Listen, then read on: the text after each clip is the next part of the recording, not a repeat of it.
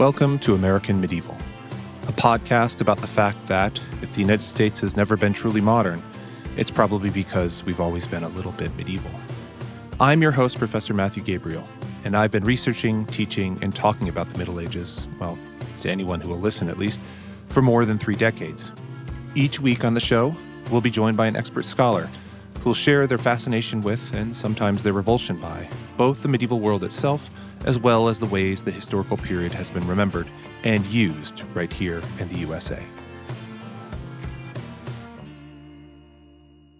Our guest today is David M. Perry, who is currently the Associate Director of Undergraduate Studies in the Department of History at the University of Minnesota.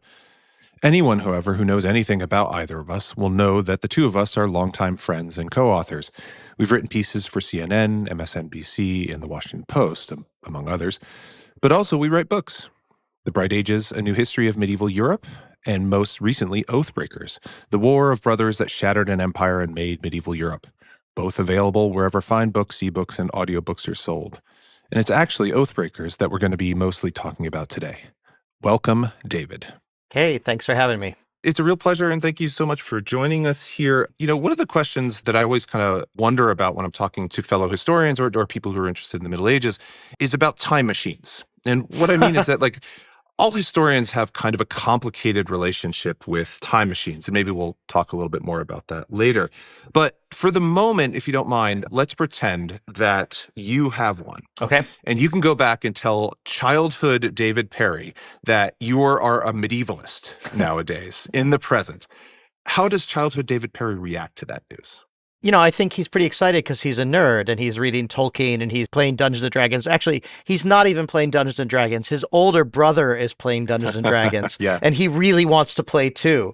And part of what I think is so interesting about having become a medievalist is the ways in which sort of that nerd child and then teenager still exists within me, but also all of the things that I thought about the Middle Ages, in some ways, I have taken apart in the work of becoming an actual scholar, and that I've really changed.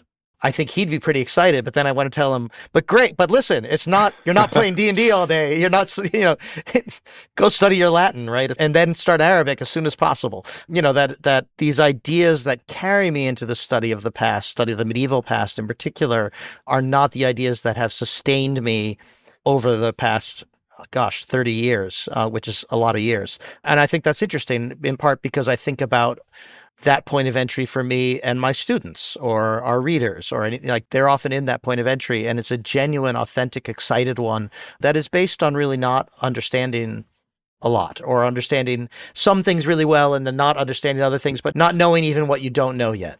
Yeah, and it's super interesting too. I mean, that kind of fantasy or high fantasy kind of entryway is very common, right, when you talk to kind of colleagues. But at the same time, like, it doesn't go away. Like, I think there are things that sometimes will get you interested in a particular topic that, you know, you kind of learn a little bit more about the period and you're like, oh, that was kind of a silly way of thinking about this. But I don't think that's true, right, with kind of high fantasy. Like, the more that I learned about Tolkien and Lewis and stuff like that they were actually medievalists, that they were basing their world building on different versions of the Middle Ages, like, actually just got me more interested in this topic in a lot of ways. Yeah, you know, I remember, because I was teaching it, it was not when I was a student. The first time I sat down and read, I think it's the Lay of Rig, which is, I think Icelandic. I could be wrong. Apologies to the Nordic scholars out there. I think it's an Icelandic poem, but it's a really interesting poem. But there is one point where, like, the names of the dwarves are being recited. And of course, they're all the names from The Hobbit and Lord of the Rings. That didn't make me think, Tolkien, you have no imagination. It made me think, that's really cool. Tolkien also read this exact poem, probably in the original, and then drew from it. And then then remembering, well, I had read as a teenager the Norse myths of Andvari and the Golden Ring, and then all the different sort of permutations of it in like a Norse mythology for nerdy teenager book or nerdy middle grade readers books. And then I went and read, medieval translations because someone asked me to teach the Vikings and I never taught the Vikings. So I had to do a lot of reading. And again, that just made me like those fantasy things more. I think you can be both critical and still enjoy these things. And that honestly, as an academic, you have to be critical. You can't put that aside, but that doesn't mean that you have to say, well, that was, when I was young, I like childish things, but I've got to put them away. I can't quote the Bible for you, but you don't have to put them away. You get to kind of carry them with you, but with a different kind of lens. Yeah, and I think that there's often a misconception, right, about academics kind of generally, but medievalists, I think, kind of suffer from this a little bit more, maybe, is that there's a perception that it's kind of a fandom culture that kind of gets you into that, and that does exist, of course, right? But at the same time, I think that it's much more a critical engagement. Like, it's understanding, for example, like, I mean, Tolkien can be, really interesting, but like kind of problematic in a lot of different ways, and understanding the ways in which he was thinking about the Middle Ages and constructing his world from a particular standpoint of a mid-century English gentleman at Oxford. Yeah. Right. One of the things that I think, though, that really unites kind of historians generally, and I like to think unites us specifically, is that we are also big fans of just good stories. And one of the really good stories that we have told, I think, recently is a book by the name of Oathbreakers. Which, do you want to talk a little bit about? It feels so stilted to ask this question because, we wrote this book together, but I feel like I have to give the guests the pride of place here in talking about it first. Well, I'm happy to introduce it because it really came out of the mind of my good friend Matt, who... that guy sounds great. He's great. So one of the things I suspect most medievalists encounter, and maybe all historians encounter, but certainly anyone who works on something that is in the more remote past, but also is just a lot of years. So we work on 1,000 years of history, give or take, which is a lot of years, whereas most Americanists do not. And even people who work, the people who really have it even worse are like the people who work in deep antiquity, like, the 3,000 years of Egyptian history. Someone says, well, tell you about King Tut. And that's 1,500 years after my period, right? Yeah. Medievalists don't have it quite that bad, but pretty bad. So, I really came into the Middle Ages as a later medievalist, as an Italianist, as someone interested in the city of Venice. I'm still interested in the city of Venice. And really my deep learning about even just the medieval Mediterranean kind of starts maybe in sort of 1050s, 1070s, then the Venetian involvement in the First Crusade and the aftermath, and all of these things going forward. And while, of course, I had to teach, honestly, from that deep antiquity all the way, I like to say from Plato to NATO, but it's actually bigger than that in terms of what we have to teach, I was not deeply familiar with the 9th century. And so I start collaborating with you as an expert in the 9th century, and you're just telling me these stories, again, these great stories about things happening in the 9th century. You start telling them to me in the context. We wrote a book on that whole 1,000 years and trying to figure out which stories we were going to tell in our book, The Bright Ages. And you keeping on returning to the 9th century and talking about not just these guys doing these mostly stupid and violent things. There are a lot of stupid and violent things in the book, yes. And not just the collapse of empire, although that's part of the story too, and how we're going to work that into our chapter. We get one chapter on the Carolingians. What are we going to put into it? All of these discussions trying to be intentional and smart about picking these stories. But also the ways in which people in the 9th century made sense of their world and talked about their world. And that's really... I'd be happy to sit down and write a book about any cool civil war because I know readers like cool civil wars and you can always do interesting things talking about, armies on the field. But neither of us is really a military historian. Neither of us is really someone, and I love military historians. I learn a lot from them.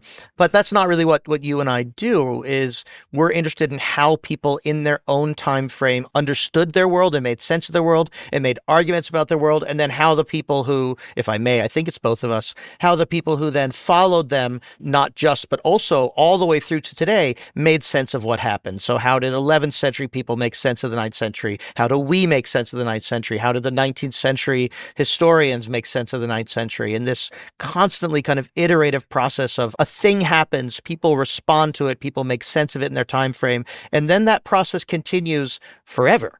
And you can study how that process continues forever. And the way that we understand it today is not how, assuming people are studying the 9th century in the year 2700 from Mars, they're going to have a different set of things. And that's exciting to me. Yeah. So the book is about, people generally know about Charlemagne. He's probably one of the top 3 or 4 people that even in the English-speaking world, you've heard of from the Middle Ages. And I would expect that listeners to this podcast over time will get to know Charlemagne pretty well, just as a guess. Yeah, probably. Yeah. Charlemagne had a son, one surviving son, Louis, known as Louis the Pious. He inherited the whole thing, though not without some complications.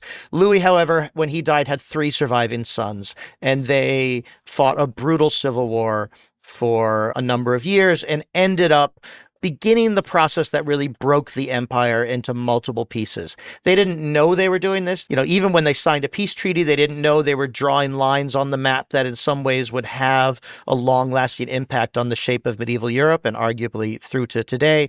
But that is what happened in ways that are important and interesting, and that, again, folks tried to make sense of at the time and continue to try to make sense of today, and we're part of that story. Yeah, and I think that, one of the kind of fascinating things that I learned kind of along the way when I was doing the work, and I think it really comes out in Oathbreakers, and in an unexpected way, I should say, as we were working on Oathbreakers, is the way that people seem to make sense of the world was not just through writing, but through the things they did.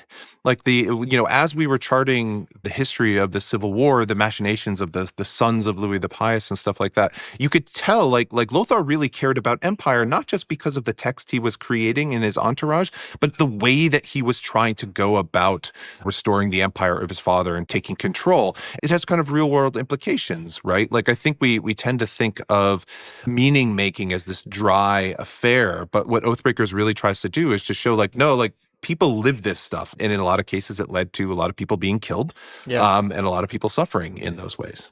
Yeah, it's easy to be cynical. Sure. And it's also easy to say, well, he really believed it and make that sound kind of exculpatory. Yeah. We've both, I think, run into this a lot when talking about the history of the Crusades, where Sure. there's a certain argument that because the people who fought the Crusades really believed it, it's sort of okay. And I do think they really believed it. I don't think that makes it okay. But, there are other people who think they didn't. It was all cynical. It was all just sort of, class warfare. Yeah.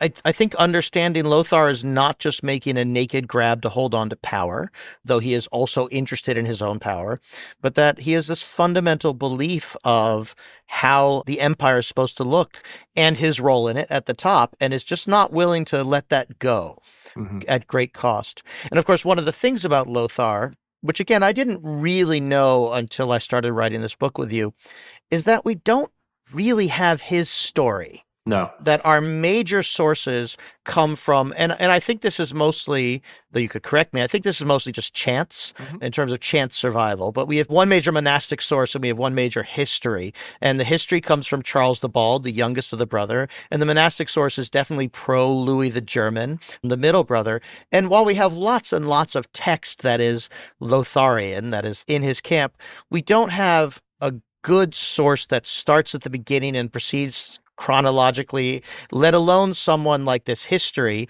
So Lothar's voice is a little muted. Despite being empire is a little muted, and the voices of people criticizing him are really loud. And I think that's something that we had to work with in our book, is to make sure that Lothar, who is obviously extremely important in this narrative, despite the fact that he's very present in the sources until the Civil War. But during the Civil War, at least I don't have a sense that there's a really good narrative source that presents sort of his point of view. There are problematic ones like this weird bishop from Ravenna who goes on the war and comes back, but his history is written by someone who hates him. Yeah. It's like extra double removed and complicated. So we just don't have that.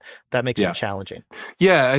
Going back to something earlier you said, I think it's really important in any kind of study of the past to understand the difference between exculpatory and explanatory. Yeah. Right. Just because you understand something doesn't mean that, it kind of justifies that. Like, there are lots of terrible things that people have done throughout history that we can understand and we need to understand. But that doesn't mean that they could kind of get a free pass. There's always that terrible, well, they're just products of the time. It's like, right. Boss, there are lots of other people who were products of the time that did not do those terrible things. So we don't have to go down that road. But going back to the problem of the sources, and especially Lothar, because you're right. Like, I did not expect this as we were going along, but I became very sympathetic to Lothar in ways that I had always been kind of, throughout, as you said, like several decades studying this period, kind of very anti-Lothar. He seemed like kind of the bratty older brother who just kind of wanted to get his way.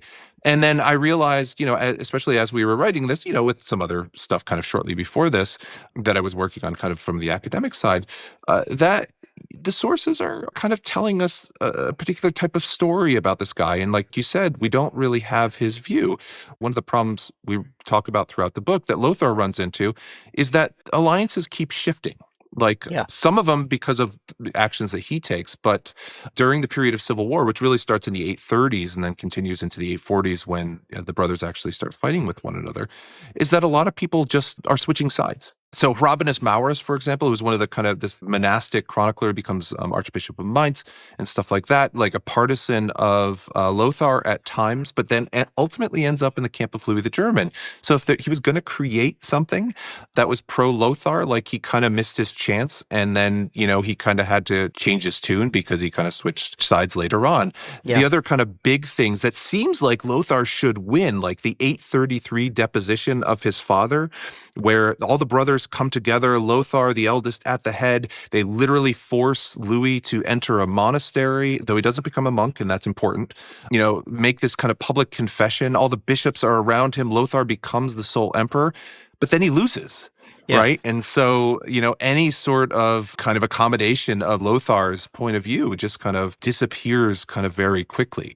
And it's all these little kind of set pieces, which you see how kind of they could turn on a dime. And I hope that we're able to do an Oathbreakers to show like all these little moments in which people make decisions, and they could have made other decisions, kind of really change the way that history proceeds, not just for the 9th century, but, for centuries afterwards as well. It's not hard to imagine Lothar putting his dad in a monastery and keeping him there. It's not hard to have Louis decide, well, I'm getting older anyway. I mean, he's going to be dead within 7 years. Not in a terribly old age, but was he probably in his early 50s or late? I mean, but early 50s when he's in the monastery. Maybe. Yeah. Sorry. Yeah. But I mean, I'm 52. I'm willing to go to a monastery and have things be a little quiet. Oh, I think about retirement all the time. Yeah. So can't afford it, but I imagine. So, I can imagine him staying there. I can even imagine Lothar or someone, having him killed. It's not likely. And I think the reasons that doesn't happen are sort of that people actually believe in the emperor and king and don't want to kill their dad. Just, this is not Game of Thrones, even though we bill it as a real life Game of Thrones. But in Game of Thrones, he just has him killed, or he doesn't, and that's the tragic flaw. But I think the more real is that you just sort of, he's not ready to do that. That's just not something that you do. Yeah, nephews, you can kill any nephew right. you want. That's totally or at fine, least blind them, and then if they die, they die. But Whoops. You're not supposed to kill your dad, and that's real, and that has a consequence. Yeah. But absolutely. It's also, there are all these moments where he was close to winning, or at least close to, if not winning, at least close to really establishing his dominance in a way that would likely have lasted much longer. We talk about this one battle, which I really like, in part because it's very dramatic, and we have a couple of dramatic sources, though not particularly reliable ones. Mm-hmm. But we know that it took place crossing a river in a meteor crater in what is today Germany. And there's this, it's the only meteor crater like this on Earth. I really can't tell you more about it, although I have a good footnote in the book and you can read more about the geology here. There are meteor craters like this on Mars and on the moon, I think, but there's only one of these particular kinds of craters. If you know, there's a precious stone called moldavite, which is very pretty, this fused stone. That happened because of the meteor crater, like 1,000 miles away. But meteor craters are really big, and they permanently transform the shape of the Earth in a way that today you can go to this place, Nordlinger Race, and you won't be able to see the meteor crater because it's really big, but you can look at a map. You'll be in the meteor You'll crater. be in it. You can look at a map, right? But it creates a totally different topography. It creates all these different rivers and hills and forests and difficult terrain. And one of Lothar's big armies, not with him, but with one of his major generals, makes a mistake, gets caught crossing the river and gets defeated by Louis's much smaller army. And the whole military history of the Civil War unfolds differently because of this mistake. And it isn't just like a tactical mistake where, we should have waited an hour to cross the river or not cross the river. That army shouldn't have even been there, right? It should have just stayed well away and just kept Louis's army separate. And so these kinds of people making decisions really change the shape of the war in ways that you can kind of see, but also like, we don't have a diary of that general. We don't know what he was thinking. Yeah. I was just reading a really fun book on submarine warfare and submarine spying in the 20th century. Okay. Really fun. The historian went and talked to these naval officers and read their reports and read their letters home. To be able to do that as a medievalist, yeah. Right. I have an ancestor who fought and died in the Civil War. His letters are literally sitting in my study right now in a nice wooden box, and I have read them, and I know what was going on in his head. Yeah. Part of being a medievalist is that we almost never have that. And when we do get things like that, it is a random survival that can really distort our understanding of the past because we have only this one guy or woman in a very important case. Absolutely. In Duoda's case, right? We have this one source that then we have to shape our whole understanding around. And I love that as a medievalist. I think you have to be humble. I think you have to say, here is what this source enables us to say, but to always be open to the idea that we're going to learn more and have to rewrite our narratives. And that's exciting rather than a problem. Yeah, that humility, I think, is really critically important, especially because, like, the set piece that you're describing, which, I don't want to give away too much, right, about the book, because everybody should go buy the book, and that would make, I think, both of us quite happy if you were to do so. Paperback comes out very soon, in fact.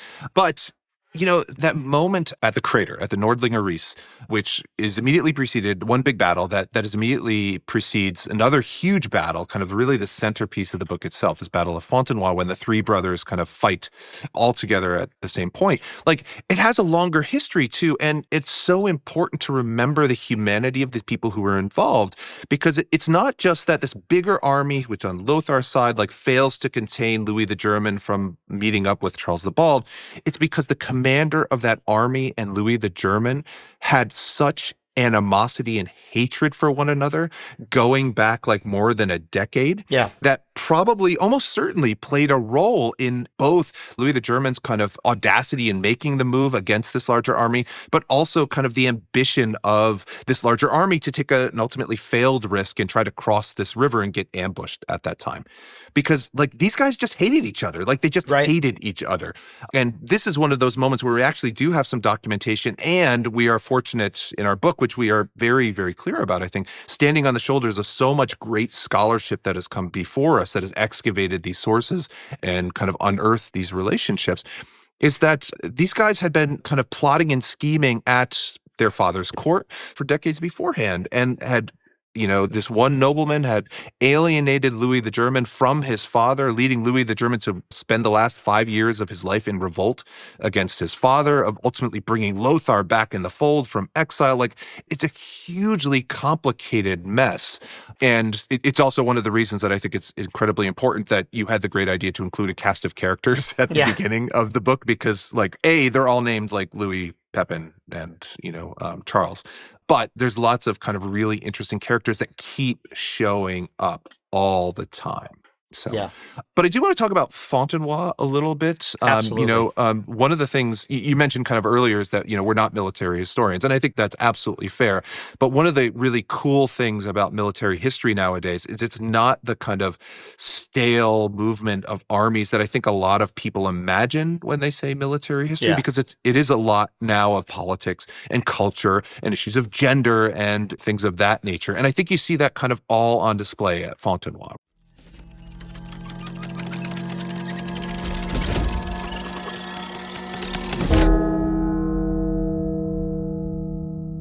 We interrupt these Middle Ages to take you to space. Pale Blue Pod is a sister show on Multitude, an astronomy podcast for people who are overwhelmed by the universe but want to be its friend. Hosted by astrophysicist Dr. Moya McTeer and her best friend Constar, together they demystify space one topic at a time. Hopefully, by the end of each episode, the cosmos will be a little less scary and a lot more freaking cool. New episodes drop every Monday. Who's ready for hot Jupiter winter? You definitely are, so check the show out. Now, back to American Medieval.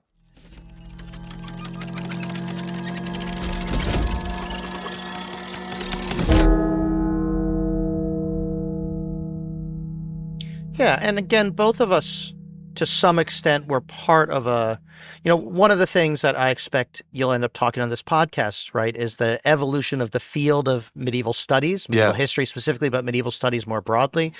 How we study the past changes generation to generation. Doesn't mean it gets better, but different generations of scholars start asking different questions, in part because of the answers to questions that previous generations developed. And so both of us really came into the profession with the word crusade showing up in our publications, but not doing the kind of scholarship on the Crusades that our advisors did, or certainly their advisors did, that the people that we read about the Crusades in grad school we are asking different kinds of questions, but they're questions that take place in a military context. And you have to, for me, my scholarly work was on the Fourth Crusade, which we will talk about on another podcast. But at the end of the Fourth Crusade, the city of Constantinople gets looted of relics. And I had to build a very careful timeline of sort of the movement of people and stuff and the looting of a city in a way that was straight narrative history. I mean, I just had to do it because you can't do the other things. And then the same thing happens with Fontenoy. To the extent possible, we had to figure out troop movements and army sizes and equipment and strategy topography and topography. Yeah. I mean, there's a brook that I think plays an important role. There's the equipment of Louis the German that we were just talking about, that he and his smaller army looted off the bigger army so that they arrived on the field tired but very well equipped, probably the best equipped force from the top of the army to the bottom of the army of any force on the field. And it's not a coincidence that then Louis went straight up against Lothar's own forces there. These kinds of things. And then once we know that, we can start talking about the next level of questions of faith and culture and meaning and identity and masculinity in these cases, and what it means to be a brother. Why I think often the brothers didn't pursue each other to the death, even though that would be a smart military strategy, but or they didn't execute their dad when they had him in their control. These kinds of questions that I think reveal important, deeper meaning and also allow us to tell more sort of character-driven stories. You have to do a lot of work to build a foundation before you can start even asking those questions.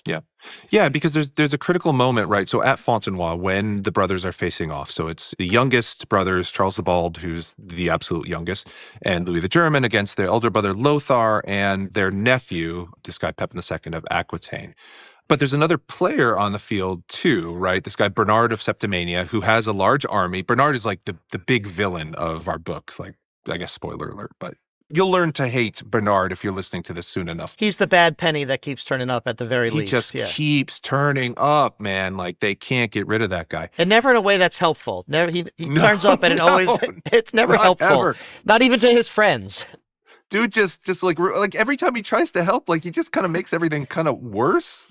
And I don't know, part of me thinks he's just kind of malicious, but also part of it's I think he just has a lot of kind of bad luck, and he's blamed for things that aren't actually his fault. When he's first brought in, sorry, we're taking a little bit of a tangent, but it's a podcast. This is what we're doing. We're talking. So, when he first turns up at Louis the Pious's court, it's Louis the Pious who actually screws everything up by bringing this guy in. It's not his fault necessarily. I think Bernard had a little bit of a role to play in kind of elevating himself at some of his rivals' expense. But later on, absolutely, Bernard just doesn't bring his army into battle at Fontenoy. And he's commanding a sizable force, almost certainly, could probably, and Fontenoy turns on a dime for Louis the German and Charles the Bald. They end up the victors. And what would happen, if that army could have showed up? Bernard made a choice. He could have chosen otherwise. And that's one of those really interesting questions.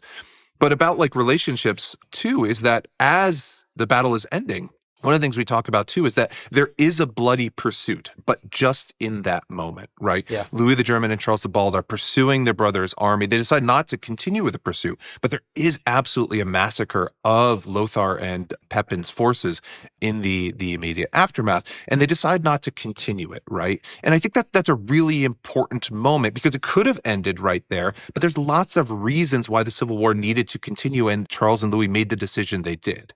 Yeah, and again, it just speaks to the complexity of these people and the ways in which a lot of understanding of medieval violence is wrong. And battle, probably over all time, but I'm just going to speak in this instead of what I know, that, battle is terrible, but maybe a little less lethal than we expected, that, armor works and wounds can be tended, not that well, but they can be tended, and shields can deflect arrows, and that a lot of people survive these battles even on the losing side normally, unless as the army breaks, the other side just tries to keep chasing them down and killing as they go and not taking prisoners. That really only happens once in this Civil War in the battles that we follow. There are a couple of ambushes that have a very high body count, including this attack in the crater. River crossings. Yeah, ambushes can be horrifically violent, of course. But that when armies meet, as one retreats, the other army doesn't pursue. And they don't pursue sometimes. They tend not to. They don't pursue for tactical reasons. It's easy to have the big strategy for Carolingian armies is to fake a retreat and then to surround them. Yeah. They have many strategies, but that is like a really standard, it's like, do you rush the passer or not? It's like the big strategy. That's right. And it's talked about in military manuals. We have a scene of a war game where they're practicing, and that's the strategy they're practicing. So it's the big strategy. This is a podcast called American Medieval, so I think the football analogies are perfectly fine in this context. Yeah. There you go. I mean, it's just like, when the other side runs away, you want to make sure they're really running away, or you might be running away in a minute. Yeah. But moreover, like, pursuing your enemy to the death, particularly when they are fellow Franks, when they're fellow members of this empire, this imperial project, it's just not what you do. And so even when they do it a little bit, they quickly pull back, and it's quite clear, feel remorse, certainly feel that they have to perform remorse and say, hey, we have violated some norms here. We need to address this. We can't just say, kill them all. And let God sort it out. We have to say, we killed a lot of them, and now we need to talk to God and really perform this kind of remorse in a way that I think matters. And I think it matters as a political act. But I really do think it matters to them, too, that they understand they've done something that has transgressed things that they themselves believe in, and they have to figure out how to make sense of that. Yeah, I think there's a tendency, right, in popular conceptions of the Middle Ages to kind of, like, you just used that phrase, right, kill them all, God will sort them out, which is a famous phrase. It comes from the early 13th century. It has to do with the Albigensian Crusade. That's my century. That is your century indeed. So now I'm treading on unfamiliar ground here. That's right. But at the same time, right, it's like that was a radical statement in its own right, which ends up being justified and used, throughout the 13th and later centuries. But it's certainly not present here in the period that we're talking about in the 9th century, when you have a civil war, not just between brothers who are at the leadership, but another thing, again, like one of the reasons Bernard keeps showing up like a bad penny, all these guys have kind of long histories, is because they know each other intimately. Like they have been in social, cultural, political circles, intermarrying with one another sometimes for many decades, not just in this generation, but in previous generations as well. And so the idea of A, killing them, or B, kind of pursuing them, with massacre in your mind, that is kind of a radical act. We make a very brief analogy, but the thing that always kind of, and maybe it's because I grew up with a mom who was an American history teacher, talking about the Civil War and visiting American Civil War battlefields all the time, is that kind of attitude, right? Like the first battle of Manassas, the first battle of Bull Run, like when the armies finally come to blows, and kind of the intellectual shock that comes with it, not just during the battle, but most especially in the aftermath. Yeah. Right? Because a lot of what we end up talking about for the the second half of the book is people processing the trauma of Fontenoy. Yeah. Yeah. They come across, I think, as people. They do. It's weird. People existed in the past. Yeah. But they are people. And, we certainly don't in the book. And I generally try to avoid like using phrases like PTSD, because PTSD has kind of a specific meaning, but also I think it's entirely PTSD. I think there's a lot of PTSD going around. I think there's definitely ongoing trauma responses in ways that inform decisions and behaviors, both rationally but often irrationally, for years afterwards. And that, societies figure out ways of processing trauma more or less healthily, and that we see them trying to process trauma by doing such things as writing poetry or having a public ritual or other things that may seem a little strange, but, maybe actually writing poetry is not so strange as a process of trauma. We see that a lot in the history of warfare. We actually open our book with a poem about trauma. Again, that's not something, I don't want to do sort of amateur psychology hour on these guys, but I do think we can see the trauma coming through these texts, and then we have to engage it and not pretend it's all just, fake or all just ritual or all just politics. Yeah, no, I think, any sort of writing is performative in a very kind of superficial sense, at least, right? But at the same time, like you can see that this stuff matters, right? The reason that this was written at this particular time, that poem that was written probably very shortly after the Battle of Fontenoy that you were talking about earlier, right? I mean, that guy's going through some stuff. Right. Right. You know, another great source that we use consistently is this guy by the name of Nithard, who is one of Charlemagne's grandsons as well. He's an illegitimate grandson of Charlemagne, but is in the entourage of Charles the Bald, the youngest of the kings of the brothers, and writes a history at the command of his cousin, Charles the Bald. And like it turns, man, after Fontenoy, like it is a different tone. Like he is not a happy dude, and he is bitter and alienated and just going through some stuff. Yeah. I was trying to think, even just now, but also while we were working on it, like you, I have read a lot of histories, medieval, but also beyond. And I'm sure there are some others, but I can't remember one I've read that says, okay, we reached the big battle. He sort of rushes through it. Clearly he didn't want to write about it. Yeah. He writes Super really quick. he's got in the printed edition, 4 or 5 pages on these minor sort of events. And then he gets to the big battle in which he fought. And it's a page. Yeah. And it's brief. And he says, Yeah. by the way, there are 3 wings of the army and I was in this 3rd one. And yeah, we fought 2. Now next, the history's over. And he just says, history's over. Now this is book 2 of 4. So the history's not over. And then he begins the next one with saying, well, I guess I got to keep writing because, there's been a whole thing afterwards and I got to go right back to, I just can't quite remember someone saying, and now my history is drawn to a close. Next page. Well, I guess not. And jumping forward. And it does feel authentic to me. And it partially feels authentic to me because Carolingians have worked very hard on this source. It's such an important source. So I get to read the scholars who really know this material, like Courtney Booker is one. There are many others, but people who have really spent decades working with this source in particular, it just feels authentic. He's upset by what happened. He has to finish the history. He says the end and he's done.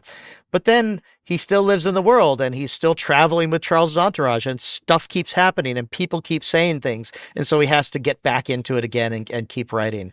It's amazing. I mean, it's an amazing moment for me, like the history of writing history, let alone just in our story.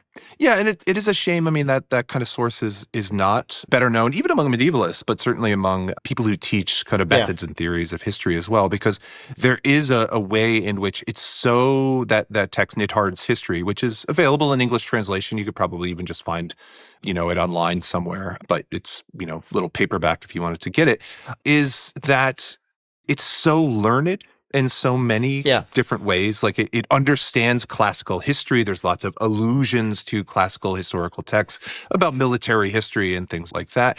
It alludes to other sorts of Carolingian sources, including biblical commentaries and things of that nature. But then it's also like really personal in a very interesting way that a lot of sources kind of aren't. Like you said, is because that transition moment when he decides he needs to pick it up again, like he centers himself. It's like, I have heard these wrong things about what has happened and what that battle meant. And that has forced me against my will to do this. Yeah. And then later on, it gets even worse. Like book 4 of the 4 books of the histories, right? Like it's very short. And it's basically like, that guy Charles that I worked for and he's my cousin and my king, that guy fucking sucks. And here's all the reasons why. Yeah, that's right. He has hired this new guy and he's an advisor and he got married to this woman and this woman sucks. And remember my grandfather, Charlemagne, that was awesome. But now God is mad at us and we're all gonna die. The end. Literally. Like, that's how it ends. Yeah. It's incredible. I had definitely read excerpts of it in various contexts. I might have even taught excerpts of it in various contexts, but I had never sat down as a medievalist and read it from cover to cover. And I had for other Carolingian sources, right? I had read the famous Lives of Charlemagne cover to cover, every bit of them, read about them. There are other Carolingian sources I had engaged. I certainly had used Carolingian legal texts in teaching, and I had just never really read that source from cover to cover. And all you historians out there, go read Nithard. It's worth your time. It's really worth your time. Yeah. And students love it. Like when I've taught it, like I think that's really interesting. Like people are just like, I think they're taught, and I think we are, as historians, kind of internalized too, kind of by the tradition of historiography, is that if a source seems dispassionate, it's quote unquote more trustworthy. Yeah. And one of the things that we endeavor to prove both in the Bright Ages, but also in Oathbreakers, is like, that's not true, man. Like, these things are like literary constructions in every way. So one of the other kind of major sources of the 9th century is this genre called an annal, which is literally just like they list a year and then some events that happen kind of afterwards. And it seems very dispassionate and kind of objective in its reporting. It's absolutely not, both in the presentation of the materials, but also in the selection of the events that they choose to record.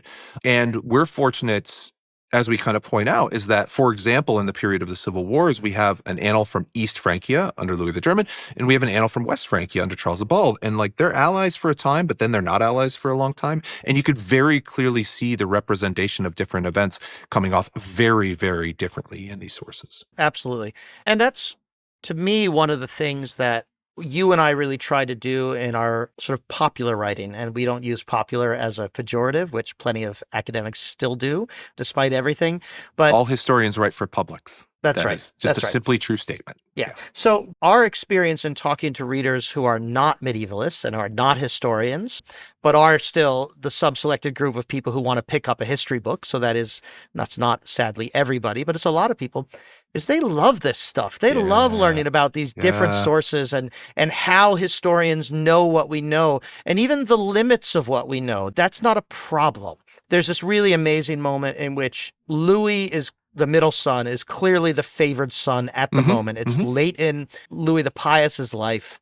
Louis the German is ascendant. There's all these people writing Louis and his namesake Louis. This is the future of the empire. It's going to be Louis followed by Louis. Sometimes it's hard, particularly if you're looking at them in Latin. It can be really tricky to figure out which Louis they're talking about. In modern editions, someone else has already done that work, and so they put a footnote to let you know. But like, it's on purpose. They like to blur the Louis together to make them seem almost like one person. And it's not hard. If Louis the Pious had fallen off his horse and hit his head and died in that particular moment in 836 or something, Louis the German was ready. He was ready to jump in and take over. Then there's this council or assembly. There's sort of a formal court event, which seems like it's going to be the moment in which Louis the German is sort of formally acknowledged as the successor. Yep, absolutely. Something happens, probably with the machinations of these other guys, and Louis Adelhard, right? And Louis leaves disgraced, launches a revolt, spends the next 5 years in revolt. We don't know what happened. We don't even have like a biased source that reveals what happened in conversation between the two Louis. We have nothing. We got, at least I'm not aware of anything. We got nothing. Yeah. That's fine. Like, a mystery of we got nothing, as long as you can frame it and here's all the stuff we do have. I'm always very excited as a medievalist when I say, here is an empty space. I'm going to build all the frame around it that I can, but that puzzle piece, it fell into the sink and we turned on the garbage disposal. It's gone. We just don't have it. Yeah. That's fun. To me, that's fun, the not knowing. And that's happens all the time as a medievalist. And I think it's part of the work of being a medievalist is to have these empty spaces and to try to tell stories around them in ways that can make as much sense as possible. Yeah. And that goes back to, something we were talking about at the beginning, right? Is about the humility that you need as a historian. Right. And one humble thing that I will say is that it's Adelbert, not Adelhard. There you go. So historians make mistakes sometimes. Don't edit that out. That's okay. Important. I'm not going to edit that out. I am fine with my foibles, some more than others, but that's a whole different kind of podcast. We don't need to go into that right now. Anyway, but the humility before the sources and those blank spaces. And as long as you are okay with saying, like, listen, we're just not going to know. Yeah. Like, this is the best we can do. This is how we arrived at the conclusions we did. But this is all we can tell you. If something happens, we don't know what it is. Yeah. But here we are. And there's unfortunately lots of those kind of moments, not just in, medieval studies, but I think, kind of that's the work of thinking about the past, is because even when people, you have a diary, again, like we were talking about earlier, and they kind of are quote unquote revealing their innermost secrets, like they're still aware, like it's a presentation of themselves. And so, you have to take that with a little bit of grain of salt. I will say though, and this maybe brings us full circle back to the time machine question. If I had a time machine, the first thing I would do with the time machine is I would destroy the time machine because I don't really want to go back to the past. But if I had to, if somebody forced me into that and made me pick a date, that assembly, I think it's at Nijmegen in Yeah. the Netherlands, in which it seems like, like Louis the German is ascendant and something just absolutely catastrophic happens that leads to this falling out between Louis the Pious and Louis the German, the father and middle son. So much so that multiple sources reply, and we talk about this in the book, Louis the Pious on his deathbed, his bishops are around him saying, like, do you have any unfinished business? Like, you should forgive your son who's been in rebellion. And Louis the Pious is like, no. Yeah. Like, I hope he learns his lesson and is happy his dad is dead, basically. Like, so something happened there, man. And it's like, and a really like deep, and again, like a deeply personal, incredibly human way. This wasn't just politics. This was like, No. They did something. Somebody said something there, which just was absolutely unforgivable and just like caused a rift and destroyed, the Carolingian harmony and in some ways led to a civil war, right? But it doesn't mean that it was super dramatic or violent or something. No. My grandmother stopped talking to me for like 20 years because I went to New York to visit a friend and said I could also drop by and see you. And she thought that was just so offensive that she stopped talking. She was a complicated woman because I was supposed to go to New York to see her. And I said it the other way around. So she stopped talking to me for like 20 years. So it could be, petty. These are the most relatable kinds of family politics. That's right. If somebody says something and the other person just doesn't forget them for generations, right? So, That is absolutely probably the most relatable thing I can think of. We are kind of reaching towards the end of our time, unfortunately, but not only do you and I write books together, but sometimes we work on things on our own. So what are you working on right now? I have a book coming out next April called The Public Scholar, a practical handbook from Johns Hopkins. It is intended for anyone who might consider themselves kind of an expert or someone who, it's a loaded term, but someone who's really studied something who wants to communicate it to broader public. There's a lot of people who talk about why, in particular, academics should reach out and do public work, and I love that stuff. I'm really trying to talk about how you and I have ended up here on this podcast, how you and I have ended up writing these popular books, how you and I, which really starts with us writing short pieces together for the Washington Post and other kinds of, you at Forbes, me at CNN, how to do that, because it is not a secret, but it is a certain set of skills, and I have written down what those are. And so that's exciting.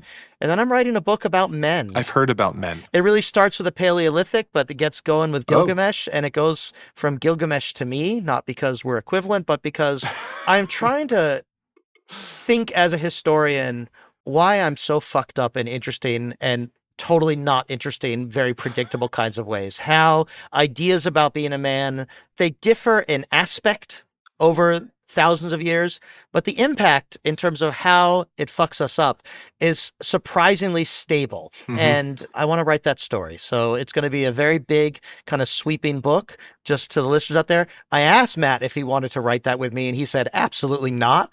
Not my kind of, I don't want to do that at all. So here I am floundering on my own, but it's going to come out ideally from Basic Books in 2027. So I'm thick in the writing of it. It's honestly lots of fun. I will say that the reason that I decided not to write the book with David is because I myself am not fucked up in any way. So I just decided that, it's just not for me. You have to write what you know. You have to write what you know. So, and it's just like, I'm the most normal person in the world, a medievalist living in Appalachia who's super interested in the 9th century. Like, everybody's like me, basically. But I think that's one of the things that's actually been very interesting in our collaboration, and to see that the different things that we can kind of bring to our collaborations, but also to see that the ways that our scholarship does take us sometimes, like, we are just interested in quite a different questions. The thing about the Man book is, or the working title is Men, A History of a Bad Idea. We'll see whether that, everyone, it's not a secret. That's my working title. That may not be the title that appears on the cover, because really marketing gets to have a say. And I like to trust these professionals about like what's going to get people to pick up the book. I still think it's a good title though. And I do think there's a lot of bad ideas, and I'm mostly interested in the bad ideas, although there are some people with good ideas, or at least different ideas, that I want to talk about too. It's not all negative. Actually, there's a lot of people trying to do different things. Often they run into the problem of other men. So...